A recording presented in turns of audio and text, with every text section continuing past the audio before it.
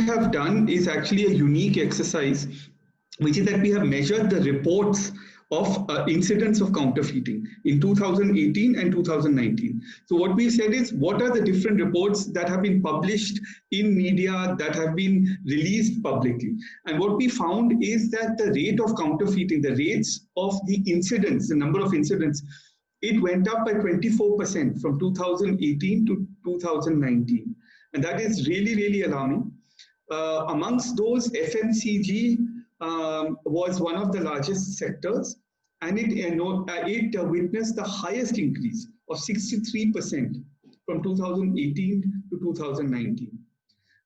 So it is really quite an alarming situation that costs the exchequer tax losses in the range of about 40 to 50,000 crores, and loss of sales to the industry well over 1 lakh crores. It really is across the whole spectrum. It is of course the high-end luxury items, but it can also include the common day-to-day items, such as, you can say cumin seeds, mustard cooking oil, you can say ghee, hair oil, soaps, baby care, even obviously vaccines, medicines, edible kind of packaged goods. It really spans the whole spectrum of goods. Globally, when you look at it, the OECD, Organization for Economic Cooperation and Development, does a study, and they have found the rate of global counterfeiting has increased to 3.3%, or well over $500 billion.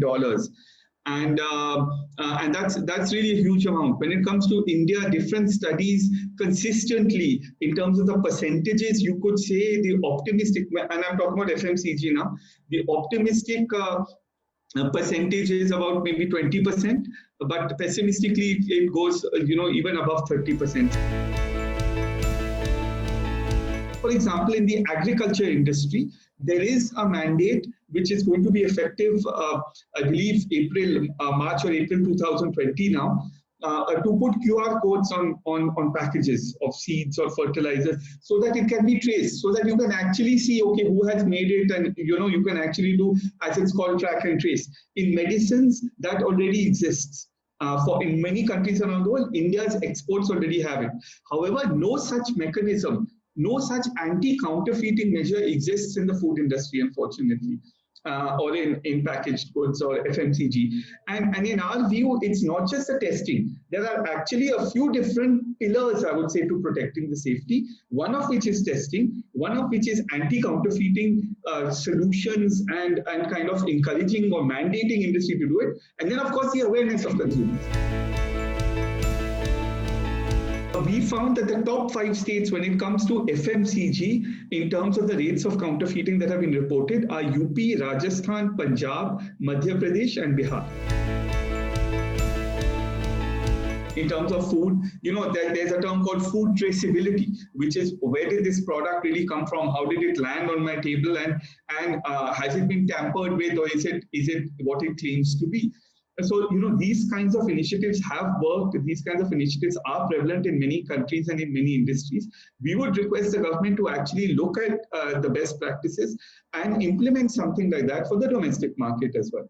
And there have been proven, impact of such solutions. Food traceability is specifically, but anti-counterfeiting measures in general, which can include barcoding, which can include track and trace or traceability, which can include some physical feature, like a holographic label or a scratch-off label, which can include a combination of features, which can include even there's a wide variety of technologies. There's blockchain, as you know.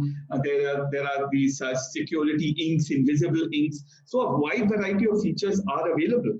And what we would suggest is that the government should examine this and choose the best feature or features that can help protect this, including traceability, in my view, and ask the industry to implement this. However, given that consumption of certain products and the distribution of it kind of goes up, I think it is logical to make that conclusion that the counterfeiting issue is going to become more serious as kind of the volume goes up and as gifting happens and a lot more purchases happen around the Diwali season, the volumes are going to go up. I would also like to say, although this is not the subject of today's conversation, but even amongst e-commerce, it is a very serious issue. And I think it is logical also to say that this year a lot of the purchases, including food items, will be done on e-commerce sites because of the ongoing pandemic. And therefore, that adds to the risk.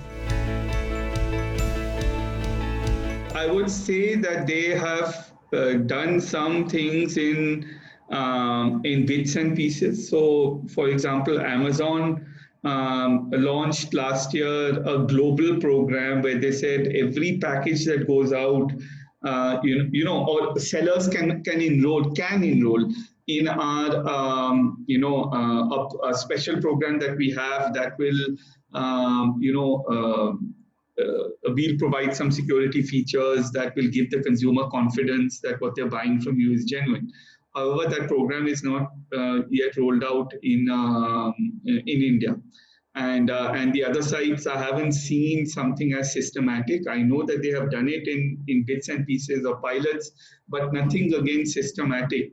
And that again is an area where I feel like unless there is a push, when the government wants to push, I mean, for e-commerce, they've done a lot of things, in terms of kind of regulation. But when it comes to holding them liable or responsible for counterfeit products, and therefore, telling them, look, you have to have a measure by which the consumer can actually check what they're receiving through you from sellers is genuine. We're not there yet.